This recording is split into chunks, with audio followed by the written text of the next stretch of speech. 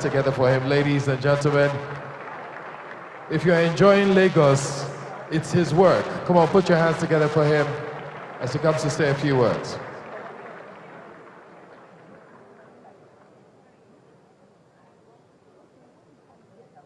Mr. Vice President, distinguished business leaders, Papa Akintola Williams, the celebrant, my friend Jim Ovia, and his wife. I extend my courtesies to all other business leaders and the young ones here present today. As I was reading this book, I marveled how fitting it was for Jim Ovia to write a remarkable book, since his has been a remarkable life. Usually, an author writes a book about someone's life. In this instance, Jim's life simply wrote the book itself.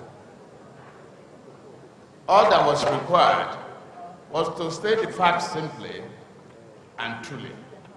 No embellishment was required, no fiction necessary. I'm glad Jim wrote this excellent book about life events and factors that contributed to him becoming the outstanding person and businessman we all admire. This book is worth reading and studying, especially for young people currently trying to find their ways in a complex world.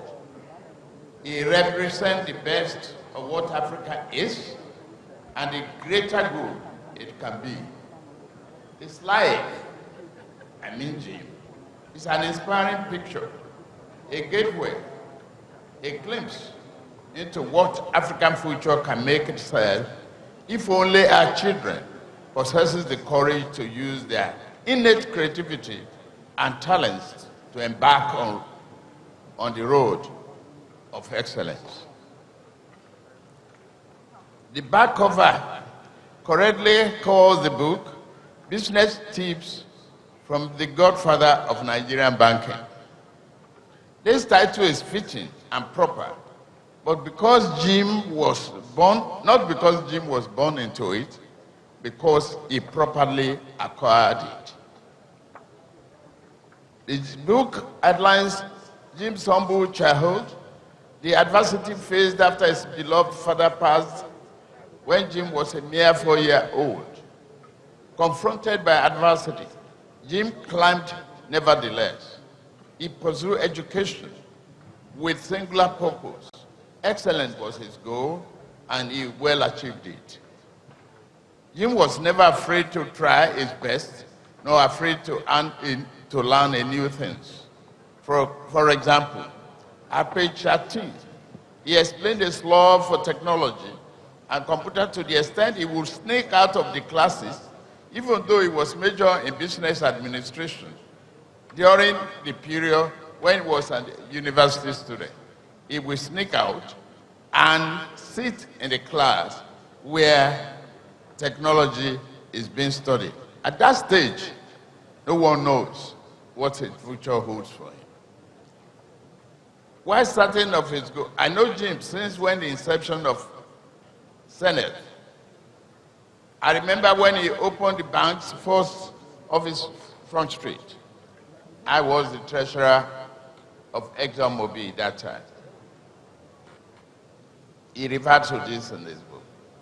How he leased the ground floor of the residential home, turning into his first office building. From that small office, he embarked on a unique mission to succeed great in life. While certain of his goals and his abilities, he knew not what the future might bring. He simply had the confidence to make the most of that future.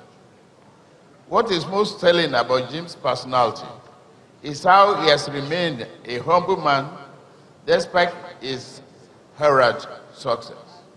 He boasts not. As this book demonstrates, he remembers his roots.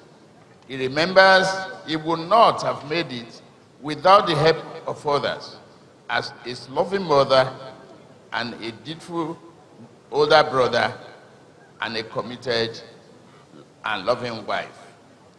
Despite the financial hardship, they made sure school fees were paid, that he may receive the needed education. The same sense of compassion motivates Jim to help multitudes through his foundation and many colleges and humanitarian work. He gives back to the society by helping educate and train the generation of African entrepreneurs. A man of both generosity and modesty, Jim believes that what he has accomplished is not an end, but a beginning. He does not see himself as a hero who cannot be emulated. He sees himself as a hard-working man whose hopes those who succeed him may also surpass him. We lay a platform today so that others may build a greater edifice in the future. He stated in the book. Jim envisions the work towards an African devoid of poverty and want.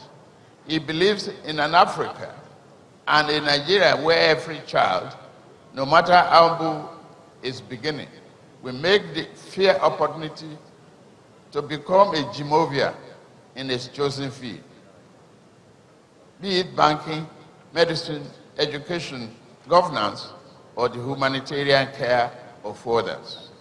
Thank you, Jim, for writing this important book. Thank you even more for being an example of what is possible and necessary for this continent to grow. You have opened the door to success, and your life teaches many wonderful lessons.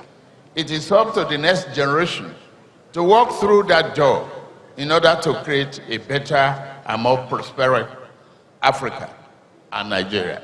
Thank you very much for listening. Thank you very much. Please put your hands together for him. Asiwaju Bola Ahmed Tinubu, the brain behind the innovation that we've experienced in Lagos. And after he came up with great ideas, he managed to pass them on, and they have been sustained through several governments. This next gentleman I'm about